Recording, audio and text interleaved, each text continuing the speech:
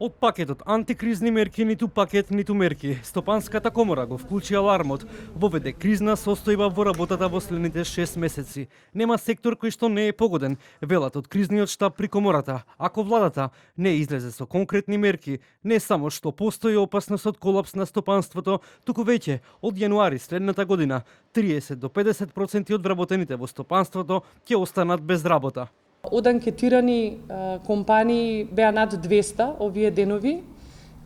Голем дел од компаниите кажа, како што и ви напоменав, дека од следната година е поголемата непредвидливост и доколку се продолжи со ваква криза и доколку ја немаат поддршката според нивните очекувања, дека ќе следи од 30 до 50% намалување на вработените, што никој не го сака.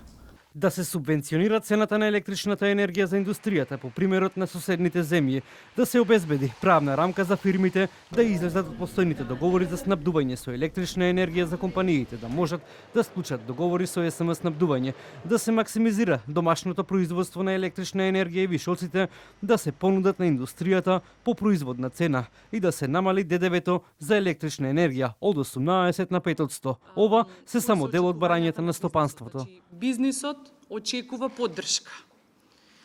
Бизнисот таа поддршка која што ја очекува е врз база на пресметки во компаниите со цел да нема редуцирање на производството и да нема редуцирање на кадар. Значи, бизнисот е тој кој што знае да се организира во кризни времиња, меѓутоа, навистина, соочени со ваква тешка енергетска криза, се бара поддршка која што е најавена и нашите очекувања се дека навистина ќе се случи следната недела. Сојузот на синдикати на Македонија со проширена листа на барања, платите во државата да го следат порастот на инфлацијата, но и порастот на синдикалната кошница, платежна картичка за купување домашни производи и плаќање на сметките за електрична енергија за одредена категорија на работници и граѓани, но и бесплатен јавен превоз. Првиот човек на Ману таки фити побара таргетирани мерки за помош на ранливата категорија на граѓани, а не линеарно за сите во кои би влегле и тие кои профитираат.